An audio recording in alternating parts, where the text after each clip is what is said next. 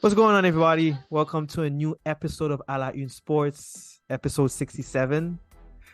You're joined by your host, Mike and Richie. You can find Une Sports on YouTube, Spotify, and Apple.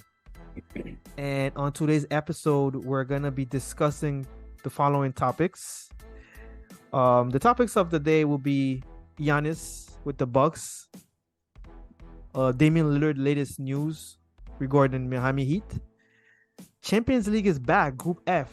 Who will make it out of that group of death? And we have a very special ending segment.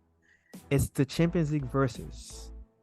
And we are joined by our good friend today, Ben, who's back. What's going on, everybody? We're doing good, man. We're doing good. It's been way too long since I've been on the pod. Happy to be here. I'm happy to rant with my buddy Mike on Man United as we're doing in the pre-production meeting. Yeah, good 35 minutes pre-production. I know, man. No, I'm excited. It's always a fun time when I'm with y'all. So, really excited to do this. Good to have you, man. Good to have you. All right, so when we're back, we're gonna get to Giannis and the latest news.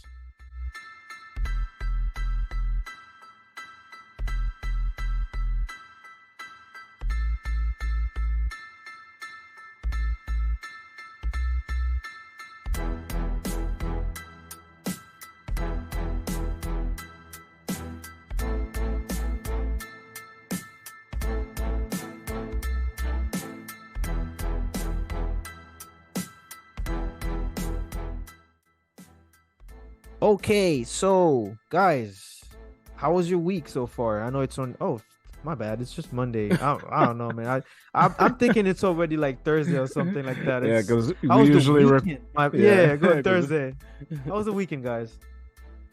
Weekend was good, man. Weekend was good. Can't complain. Got to watch a little bit of football. Had to do some family stuff, but super looking forward to the week ahead. It's kind of like my favorite time of the year. You know, we got the NBA starting in a month. We got the Champions League back. NFL's back if you want to watch. We got the Giants with the comeback. I know. It's fun. It's fun. What about you, Mike? As for me, you know how my weekend went, Richie. Don't ask me. Oh, my bad. Don't ask me, man. But we're looking forward ahead. Hopefully Wednesday's a little bit better. How about that? Champions League, maybe it's gonna be better. Maybe they give you something to think about. You never know. There's always like upsets. Maybe it's one of the upsets. We're gonna get to that actually. But let's get to the first topic. Like Ben said, NBA is very close. I think camp's gonna probably start very soon. Yeah, in a couple weeks. Pretty soon. And yeah, a couple weeks actually. And I wanted to discuss about something I saw in the news twice actually. And we're talking about Giannis Antetokounmpo, who was talking earlier this offseason with New York Times with Tanya Genguli about possibly leaving the Bucks if the situation is not right. And lately, in a podcast with the former Bucks assistant coach Ross Geiger, he also again mentioned that at the end of the day, he's a winner.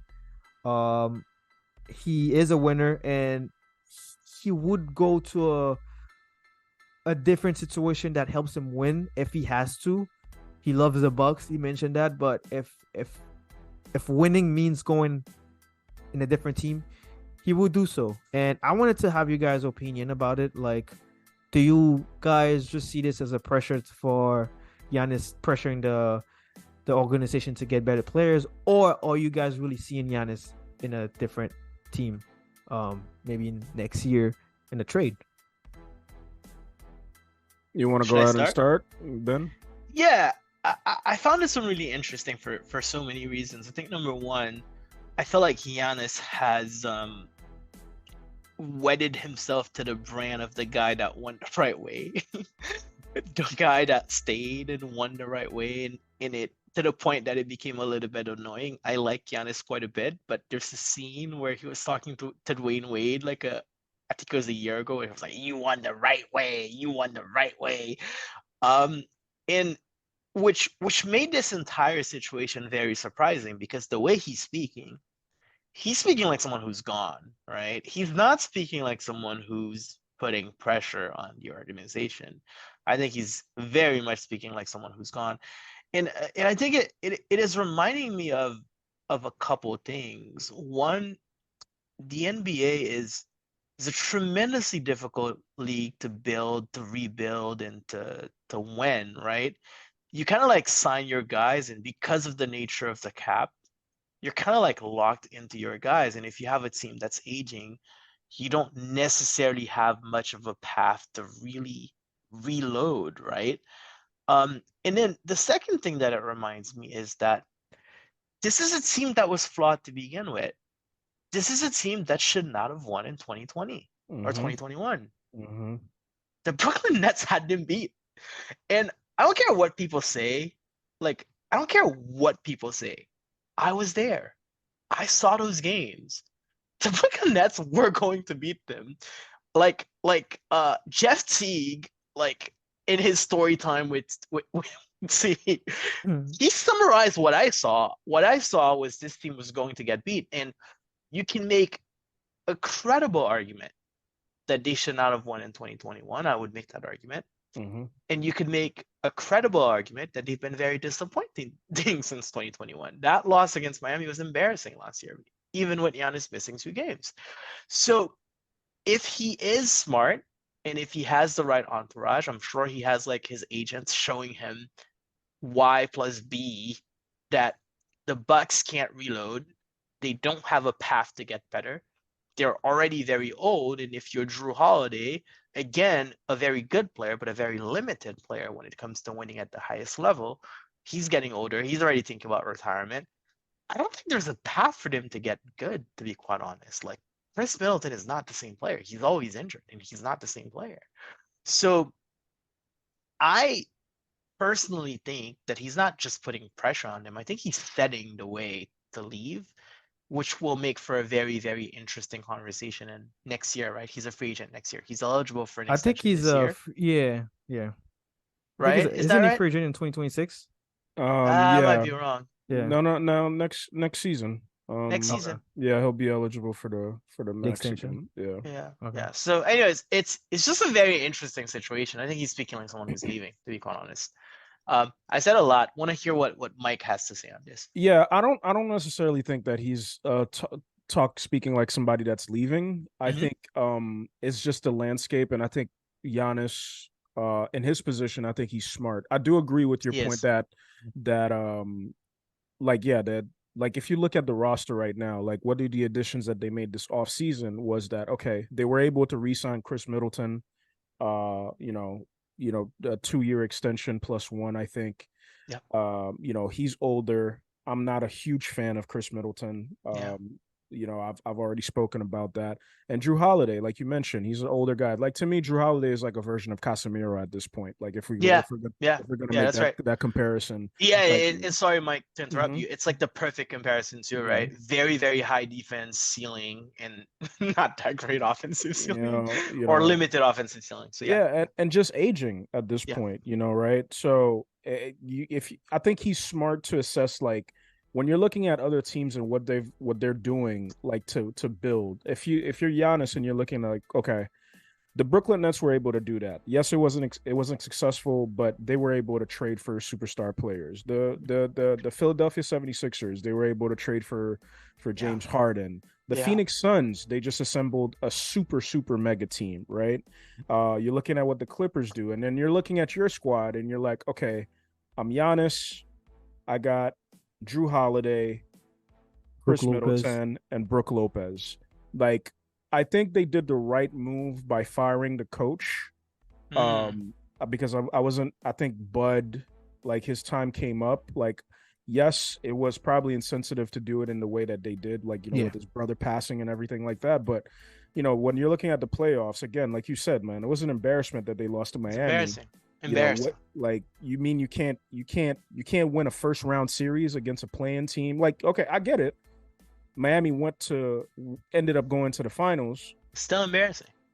Exactly. Like, as the best seed, as the number 1 seed, was supposedly the best player in the league. Supposedly. So that was questionable. So I think for me, Giannis is smart in assessing the way that the league is going and with this player empowerment, the stuff that Adam Silver hates, and Mhm. he's vocalizing like and trying to put pressure on the organization and is like, yo, hey, listen, this is what we need to do because at the end of the day, the Bucks are the team that could offer him the most money, and we know that about Giannis as the African man that he is. They're gonna put that they're gonna put that $300+ million deal in front of him, which no other team could offer, and he's gonna be like, "Yo, I cannot leave that type of money on the table."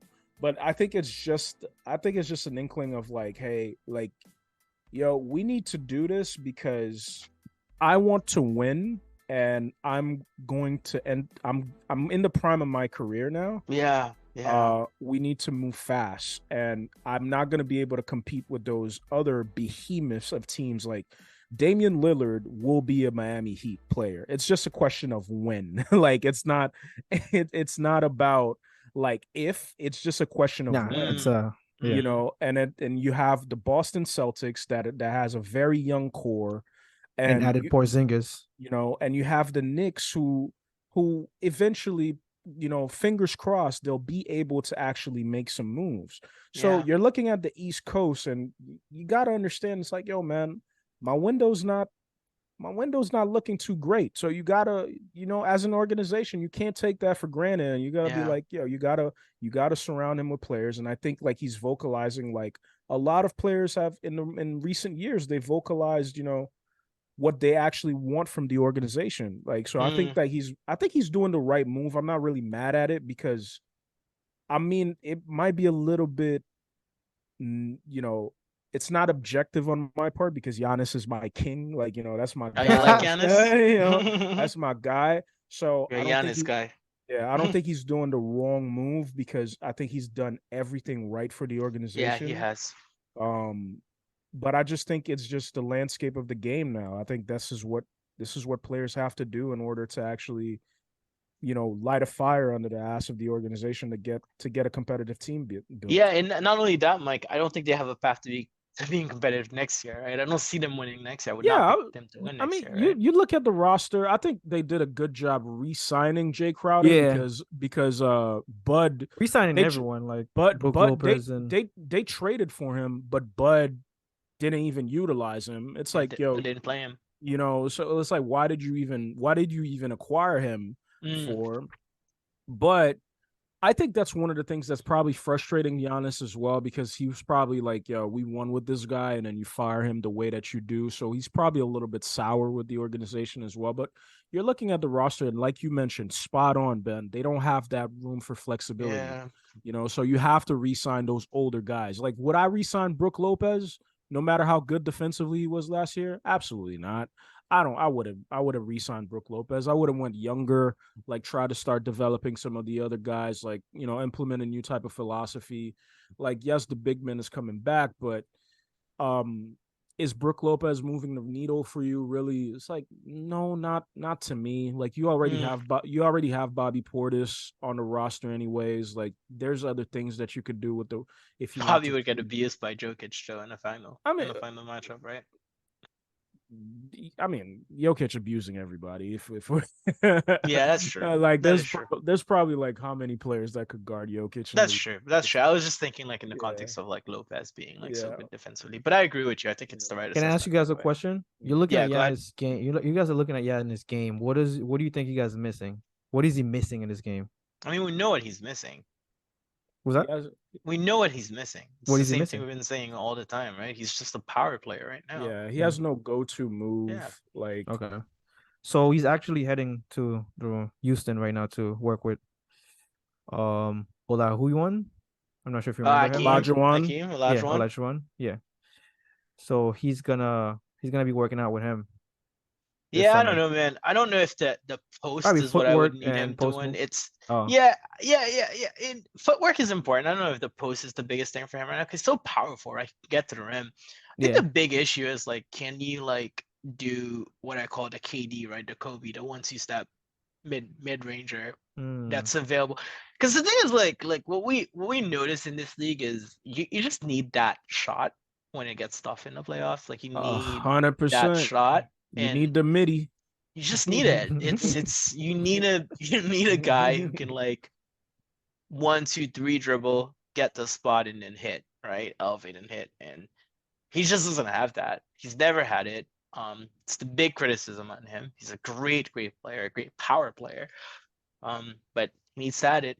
And by the way, he has great handles, right? It's not like it's not possible for him to get it, right? It's really good handles for his size, good playmaker. Now, Just let me doesn't ask have you guys that touch. a third question. Let's say if he decides to leave and the Bucks decides to listen to potential trades by next year, who do you guys have any teams in Put head? him next to Steph. Put him next to Doncic. That's my only Okay, two. I like you said Steph. I like you said Steph. So let me give you a scenario. 2025, 2026 first round pick, Kuminga, Wiggins. Is that enough? No, I don't think so. Can get more, Who do right? you add? Draymond Green? I don't know, proposed man. this. 2 years. I proposed Draymond this. Green. I don't think they're gonna want Draymond Green either in 2 years. You know what's funny? Yeah. Ben? I proposed this. I think sometime during Probably like 2 years ago. Yeah, Right? like Yeah. I don't remember when, but like You it said was put him next to Steph. within a year, and I was proposing this trade of like, because I'm like, yo, Klay Thompson is on the decline. Yeah, he's like, cooked. You know, it's Klay. We I need was a new like, duo. yo, before James Wiseman gets back on the court and people figure out that he can't play ball, He's horrible. I was like, yo, do package What a James. wasted pick. I was like, package James Wiseman, Klay Thompson, Jordan Poole, and Kuminga for Giannis. That's what picks, we right? do. That would have been great, by the way. And some a picks, whole yeah. bunch of picks. Especially because you got like a bunch of players who can't play, like Jordan Poole. And that's when Jordan was cooking. That's when he was cooking. He would cook over there. You know, no pressure. He would cook over there. They were like, yo, they was like, nah, man, we're not doing that. Yeah, I don't know, man. I don't know who'd be able to like. What about the Clippers? The right package. I don't think the. I don't. The thing Terrence is, like, Mann, I feel like Bones, Powell, I think we're and just Zubac? thinking. I think we're thinking big teams. I honestly think we should be thinking like, what are the teams that have the assets, right? OKC, right? OKC, bunch of young people, bunch of. I said the Rockets, but the Rockets would be like a free agency move. Yeah, you already don't have the quality right now. No, like listen, you have a young guys that are on the come up. They have a bunch of young guys. It allows them time to. Good though. Right now we're in 2023, but I'm talking about like free agency is 2026 for him. So that allows another 2 years for them to be in that level. That's and then true. You don't lose any assets.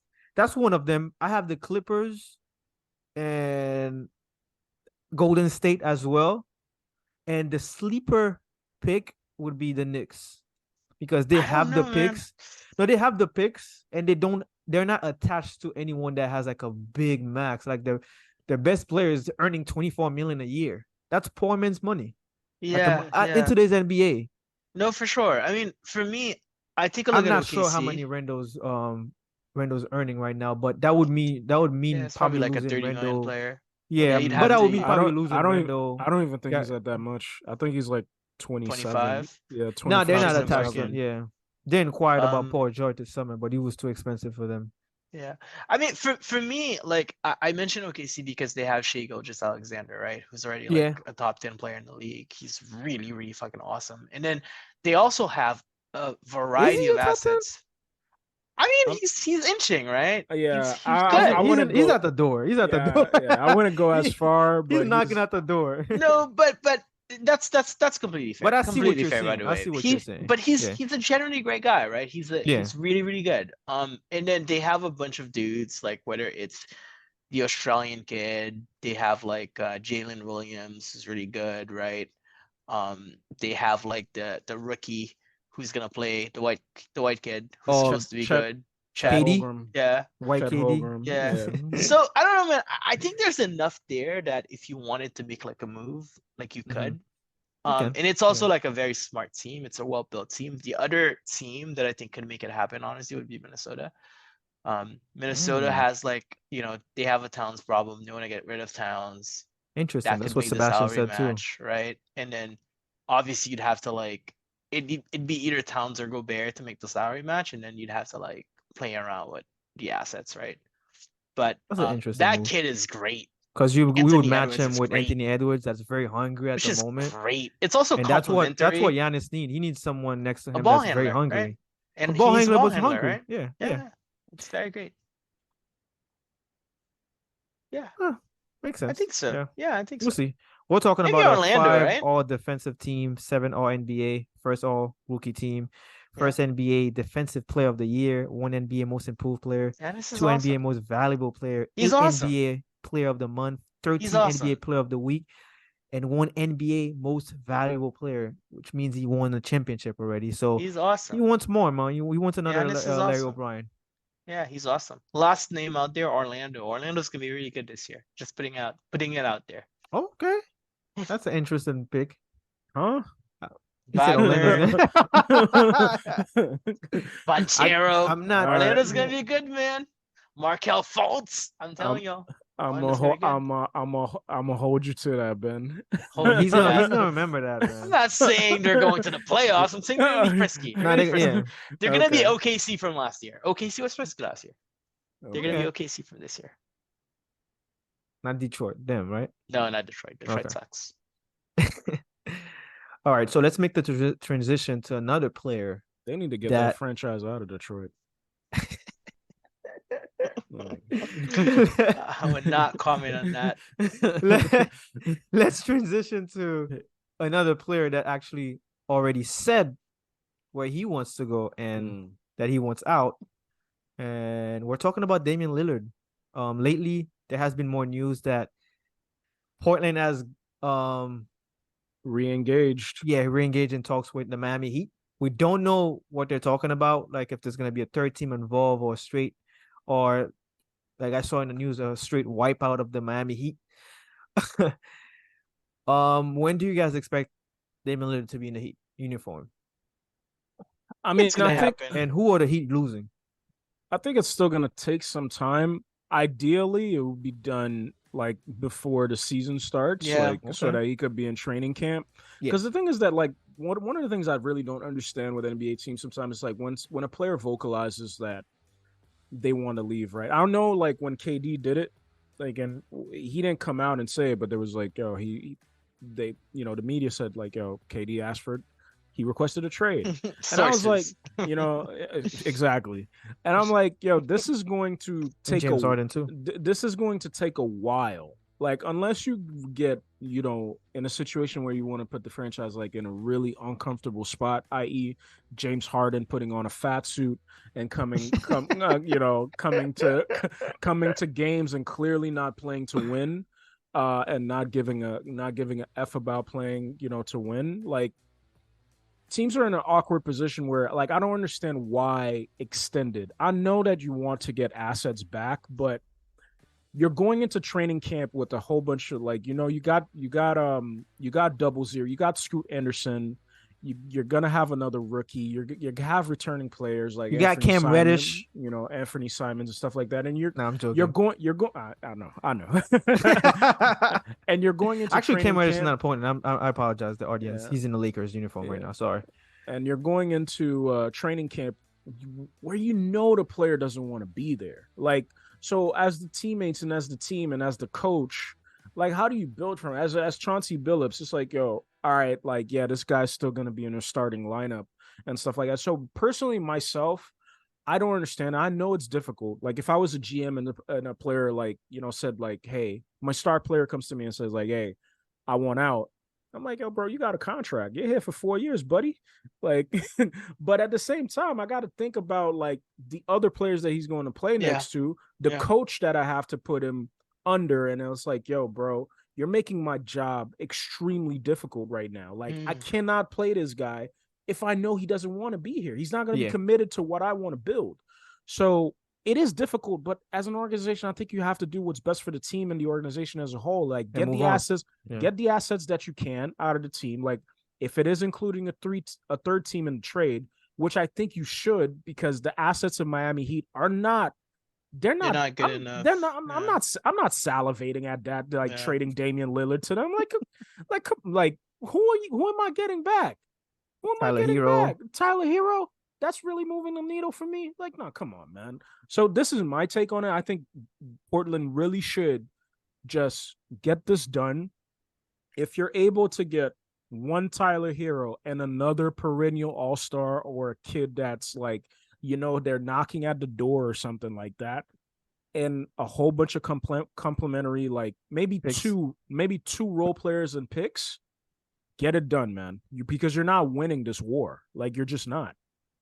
And by the way, you sucked last year, right? When you had Damian Lillard, it's not like you're gonna get a player that's gonna make you not suck, right?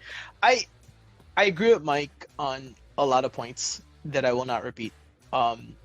It's going to get done, whether it is at the beginning of training camp or in December. I don't know, but it's going to get done. I think the bigger point though is there is an issue with guys asking for trades with 2 years left, 3 years left, and that's not healthy. And there's been, I think we have swung way too far on the other end. Look, man, owners have done a lot of fucked up shit to players in the history of the NBA, right? So in no way, shape, or form would I be like the person raising the flag for owners and billionaires. That's not my point, right? But I do think when you think about like the team as an entity, the fans, I don't know, man. I think it's pretty messed up that James Harden, with 3 years left in his contract or 2 years left in his contract, could do what he did to Houston. I think it's messed up that AD could have did what he did, right? And in some sense, it's like also like paving the way for like more egregious situations, like the Ben Simmons situation, which is the worst of them all, right? And I think at some point, oh god, he's horrible, right? But the thing is, I think at some point, and by the way, to be clear, this is not a Lillard thing. Like, Lillard is actually a very respectable guy, and his situation is not the same as like the Harden situation or the AD situation or even like the KD, Ben Simmons situation. Or even KD. Yeah, or even the KD situation, right? But I just think like overall, it's not healthy for the league to have guys with $200 million left on their deals, $150 million left in the deal to like just say, hey, I'm out. Yeah, I want to go to Cali. I'm ready. And I think it's funny because I think they're just adding a lot of stuff in the CBA now, like in the new CBA they negotiated right now, that if you don't show up, like you're losing a lot of dough. But they make so much money that maybe it's not going to be effective. I don't know. It'll be interesting because this is something, in my opinion, that needs to change. I think we've swung along way too far. And that's where, like, I think, like, a guy like, not to drag this out too long, but like a guy like Ben Simmons, like, he has the audacity of like asking for like, recuperating lost wages because he said his back and his mental health, were at risk and stuff like that. So I think, players are going to try to find some loopholes, like where it's like, like I'm, it's always going to be the mental thing. Like, it's like, mentally, like I'm depressed or whatever. Like, they're going to seek like some sports scientists, some sports psychologists, so they can try to get that loophole so that they could still get their paycheck. But like for sure, it sets a bad precedent. And, for players to be able to have that freedom to move anywhere they want 100% of the time. Like, and I understand that, like, you should want to be happy, but at the same time, I'm on the board of like, hey, if you want to have that freedom, do what KD did with Golden State. Yeah, signed a 1+1, sign a 2+1. Where and by the way, flexibility. And by the way, Mike, not to interrupt you, like structurally, the league has changed, right? When we were younger, cats were signing like 7-year deals, 8-year deals, and that's not an NBA, right? It's not the NBA where Kevin Garnett is signing like a 7-year deal with Minnesota, where Raul Abdul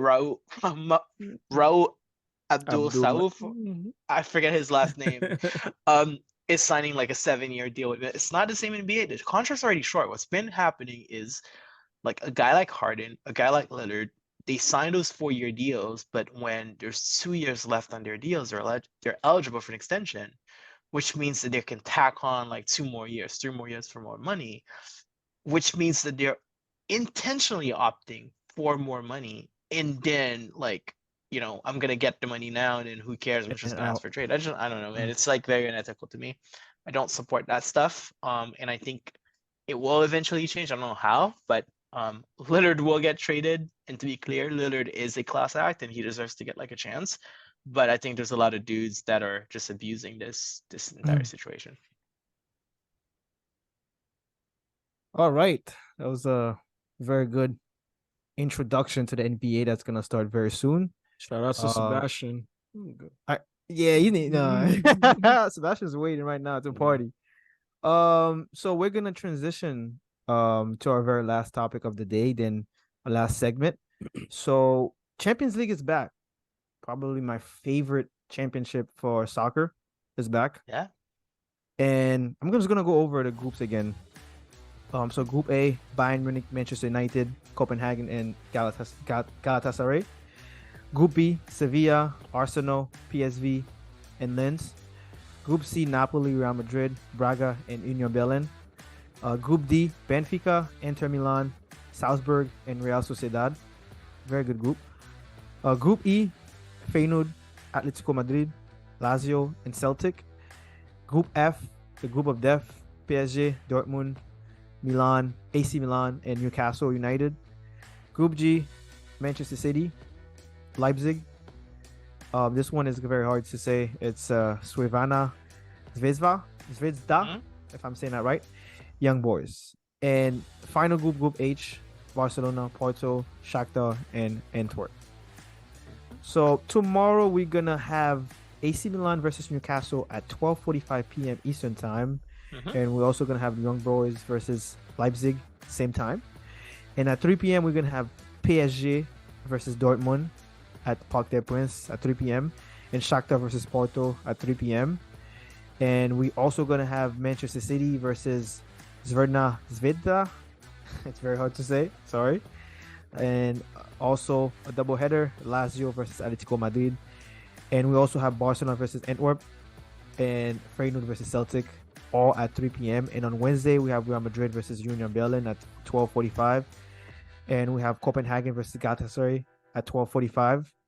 We have a 3 p.m. big match, Bayern versus Manchester United, 3 p.m. Benfica versus Salzburg at 3 p.m. And also we have Braga versus Napoli and Arsenal versus PSV and Inter Milan versus Sociedad and Sevilla versus Lens, all at 3 p.m. for Wednesday. So I wanted to discuss of the group of death, one that includes Dortmund, PSG, Milan, and Newcastle. I wanted to have you guys' opinion on who do you guys think is going to go through that group? Mike, do you want to start? I think that's one of the hardest questions in football right now, Right. considering the forms of the teams. Like personally, in my opinion, I think I wanted to be on the Newcastle bandwagon, really support them. But the way they started the Premier League, I don't know. I mean, European football, especially it's their first time back in European football for such a long time. Same thing for Eddie Howe. He hasn't coached at that level yet. I would, I would say Milan and PSG, but it is so difficult for me to call at this moment. I'm really gonna try to not only maybe watch the first half, but rewatch the game versus Milan versus Newcastle tomorrow. But it is a because I'm a fan of the way that they play football. But me and Richie, we had the discussion of like these guys play like high intensity, but when it comes down to like the second half of football, like their intensity dies down with Newcastle. And I think their defense really regressed this year, and that comes down with aging as well. They don't really have pace back there. Not to say that you always need pace, but you got to be smart in defending also. But pace helps a lot as well. Like that's and they miss a lot of opportunities too sometimes. That's how guys like Alphonso Davies could erase a lot of his mistakes or Upamecano's mistakes, for example. But yeah, man, I don't know. Like it's tough to call, but for me, as of right now, without saying too much, I want to say Milan versus and PSG because I think Milan is is well coached by Pioli. I love the recruitment that they've made in the off season It's a smart team. to rebuild the squad. And PSG, I just got to bank on the fact that they built $1 billion squad, and hopefully, and at some point they have to turn up, right? They have to turn up, right, Richie? Hope so, but they might not have Ugarte for tomorrow, so that's a major loss because it's a probably, well, obviously Mbappe is their star, but probably Ugarte is their best player at the moment because of what he's able to do in that midfield, intensity, get into the loose ball very quickly, and he brings a little bit more toughness as well in the midfield that PSG were lacking last season. So losing him tomorrow can be tough, but I'm with you. Yeah, I have AC Milan and PSG going through. Yeah, it feels like tomorrow's game is gonna be weirdly like, I don't want to say a decider per se, but it's gonna tell us a lot, right? And it's kind of like what's interesting with the Champions League, right? In the Champions League and the Europa League and in the Conference League to a certain extent, you get to see matchups that you will never get to see anywhere else. Probably, like I don't know what's gonna happen tomorrow. I think Milan is better for all of the reasons that you mentioned. I quite like Newcastle, by the way. I think they were one of my favorite Premier League teams to watch last year. I think they've regressed quite a bit since last year. And I also think, as Mike mentioned, they are the type of team that doesn't have a good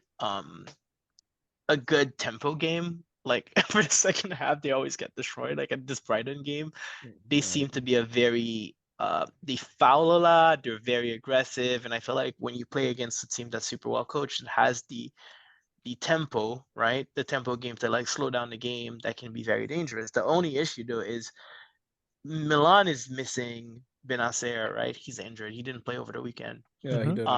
And he's really, really good. I thought he was their best midfield player last year. And they obviously don't have oh my god, the little kid who plays for Newcastle now. I forgot his name. Tonali, who's also like a tempo player. Tonali back in San Siro. Yeah, so I think it'll be interesting to see like how Milan deals with injuries. I do think that Milan is the better team. I think they have the highest ceiling as well in the place of like they have Leao, who's probably going to be the best player on the pitch, and I think they're the slightly better team. But I don't know because I've never seen that matchup before, and that's the beauty of the Champions League. Yep. Gun to my head, I think it's gonna be Milan and PSG, but I'm very, very biased because I think Newcastle hasn't been good this year. Milan hasn't been good this year either, by the way, to be clear. So I don't know. That's what I mean. I can't say that they haven't been good. Like I mean, they've gotten the results so far. Like outside of the thrubbing that they got at the weekend. Which, by the way, they weren't as bad as the thrubbing suggested. By the way, they weren't as bad. But that's why it's such a good question and such a difficult one to answer because you're looking at Dortmund's form, you're looking at Newcastle's form, and you're looking at PSG's form. Yeah, PSG's not very much. Yeah, none of them have been good. So it's really tough to call. Like we just like personally, in my opinion, I'm just thinking of like, okay, like who's going to be the best player on the pitch at any given point. And I'm it's like, the Leaos, the Mbappes. And I'm just like, well, I have to think that those guys are going to be the difference makers in the matchups. So I think so too. That's fair. That's very fair. So before we end the show, we're gonna play a little game. It's the ending of the segment. It's called the Champions League versus. So I have a couple names of players that are going to be in the Champions League. And you guys are going to let me know which player that you would want to have in your team. So whenever you guys are ready, I can start. Let's do it, man. All right. So the first matchup, Kim Min-jae or Martinez from Manchester United. Who would you want to have in your center back? I want to hear what Mike has to say because he watches Martinez every week. Kim Min-jae, man. Yeah, that's fine. Kim Min-jae, man. I mean, I love Licha. He's a fighter. I think he's very good with the ball at his feet. But when we're talking about like defending at the highest level, right? Physicality, like dude is just I don't know, man. Like I wish I wish Maguire would have left the club so that Manchester United could have bought him. It's such a bad loss. Like he comes in and immediately dethrones the elite. Not to say that's a difficult thing to do, with all due respect, but the way that he plays football and what I've seen from him in Napoli, like I just love his aggression and how he reads the game. Kim Min-jae for me. What about you, Yeah, Ben? I think that's where I'm leaning to. I'm Okay. reminded of there's this kid on Twitter. His name is Aaron Muniz. He does a Man United podcast called Devils in the Details, and he said something along the lines of he believes Lisandro Martinez is the best left-footed center back in the world. I'm like, what? Yeah. I'm like, you watch football? No, I like Lisandro Martinez. I think he's a good player, but I think there's just too many limitations, man. And I don't know, man. He's short. I don't know, man.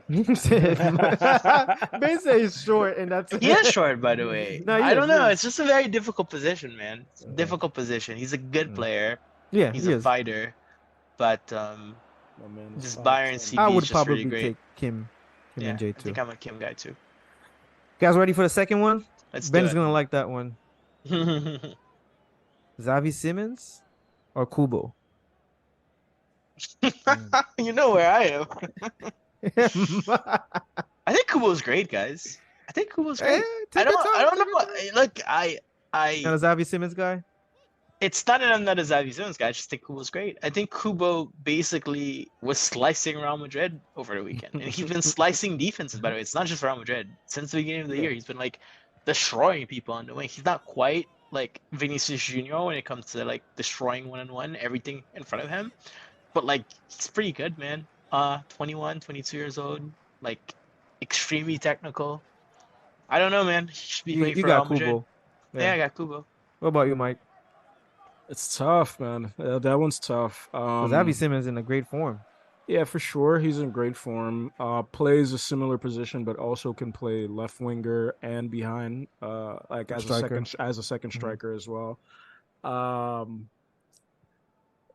Man, this one's so tough. I mean, I think I'm just naturally biased to more left-footed players anyway. So for me, I would take Take. Okay. Yeah, I would Fair. take Take. Not to say that Xavi is. No. They're both good. They're both very good. Just wanted to even it up with like two young guys doing their things. Third one, Lautaro Martinez or Joao Felix? God, neither. Neither is it? Man. So here's the thing, right? I picked this Joao because Felix, both can play behind a striker, so I'm like, let me see what you guys would want to have in your team tomorrow. So here's the thing, right? Joao Felix is an extremely, extremely talented football player. Really, really talented dude. That, I always talk about like, you need like high ceiling players, but he just doesn't reach that level consistently enough. I don't know, man. I think he's just it's a wasted talent in my opinion. He's obviously already. I mean, maybe not. I don't know, man. I don't know. We'll see. He's playing well. He had a really good game for Barcelona, but that's what he does, right? He gives you a good game, does a good thing, and then he disappears for like 4 weeks. I think Lautaro Martinez has clearly been a more impactful player over the last like 5 seasons. Lautaro Martinez is not a great football player, but he's a very consistent football player. Playing on a team that won the Scudetto, forming a really nice partnership. Again, not a high ceiling player. Joao Felix is clearly a more talented player, but when you're talking about like who do I want on my team for 38 games to win the Scudetto, it's probably Lautaro Martinez, to be quite honest. What about you, Mike? Oh man, another good one. So tough.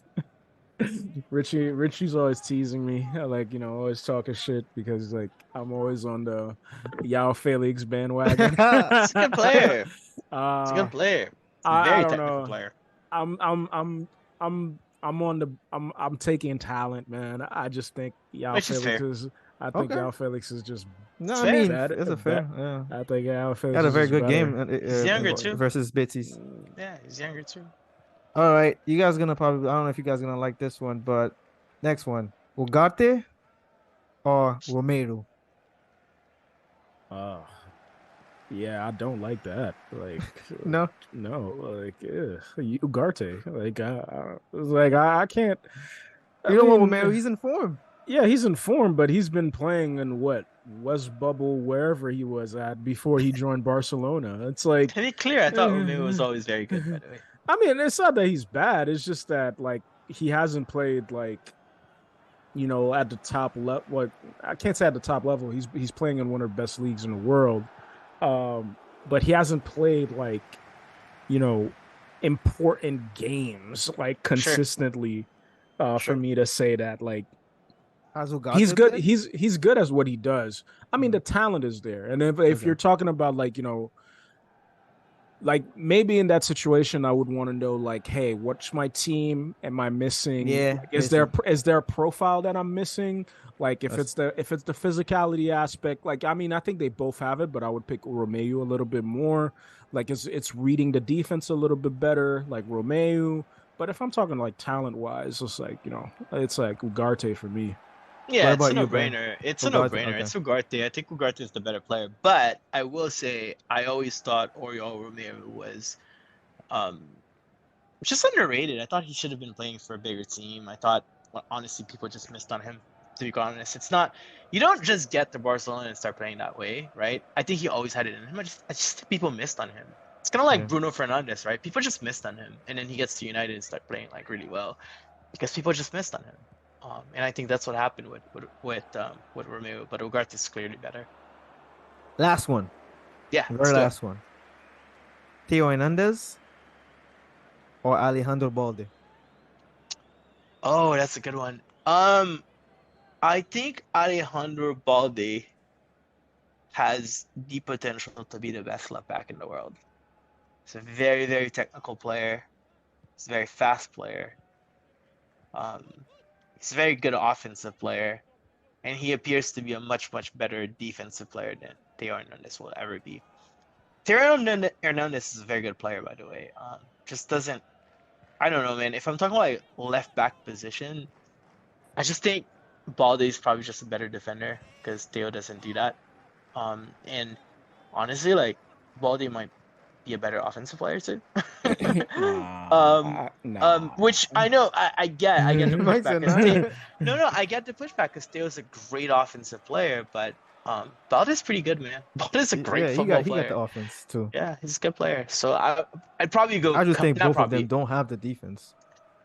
Yeah, Theo's horrible doing defense. Go ahead, Mike. What do you think? Probably So Yeah, lean Balde. Ben is Balde. What about you, Yeah, Mike? lean Balde on that one. man, I was just watching the game at the weekend. I was like, oh, this guy would be so much better than Luke Shaw. Like, Okay. Which guy? Theo Hernandez. Like, providing width and, Yeah, an attack. Like, I think his best role would probably be as a left wing back position. for sure. I'm thinking Which like, Balde is kind of a wing back too, because he's always up there. yeah. Yeah. I'm thinking like, the way Chelsea plays football, I think they probably want to look at a guy like his profile, like Yep. and upgrading over like the likes Ben of Chilwell Ben and Chilwell and Cucurella, Cucurella. you know. Like for me, I think it's what's his name again? Theo Hernandez. Yeah, it's Theo. Okay. And my short-term memory sucks. Nah, you good. He's like, what's his name again? Yeah, for me it's Theo. Like Yeah, Theo's Okay. great, by the way. Theo's great. I like it. Unlocked But yeah, France last but year, right? but When he yeah, came into the side. yeah, but for sure, like defensive work, like these guys don't like that's not what they do. That's all I had for you guys. Uh, No more. all I right. have no more for you guys. This is such a fun time. Thank you for Yeah. having me, guys. No problem. For sure. Any last words? Any last words? We were talking about Manchester United in a pre-production meeting. I think Ten Hag is going to get fired next Okay. January, okay. February. I was looking at their calendar, and they have like a bunch of like rough games, starting with Brighton. They're gonna get destroyed by Bayern Munich. And I am an upset alert. I think they may lose to Galatasaray in the Champions League. I think they may lose. So I'm an upset Okay. alert. I think Ten Hag is gonna get dropped, sacked, and we'll see. I hope he doesn't for Manchester United, but I Yeah, think he will. same thing here too. I hope he does it, but there are a lot of things that frustrate me about him. And the media spin against him right now is insane. So whenever something like that comes out, It's not a good look. yeah, every media outlet is starting, to post negative things about the manager. Like, if the results don't come in, like, winning wise, like, to mask the bad scent around the club, it's not going to be too soon until he gets the axe. So hopefully for Manchester United, with this, it provides stability, because I don't know what coaches out there that could actually get the best out of this group. Like, if it's not a guy that, like a De Zerbi, that's really going to implement their footballing philosophy and demand that guys really follow it.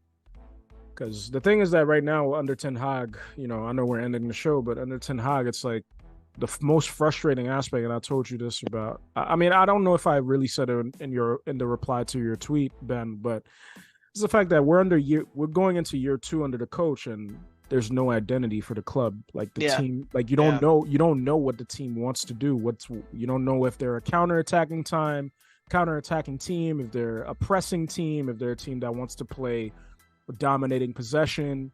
It's just like, I don't know what this team wants to do, and that's really frustrating. This is year 2. Like, the guys should know what they're supposed to do on the field.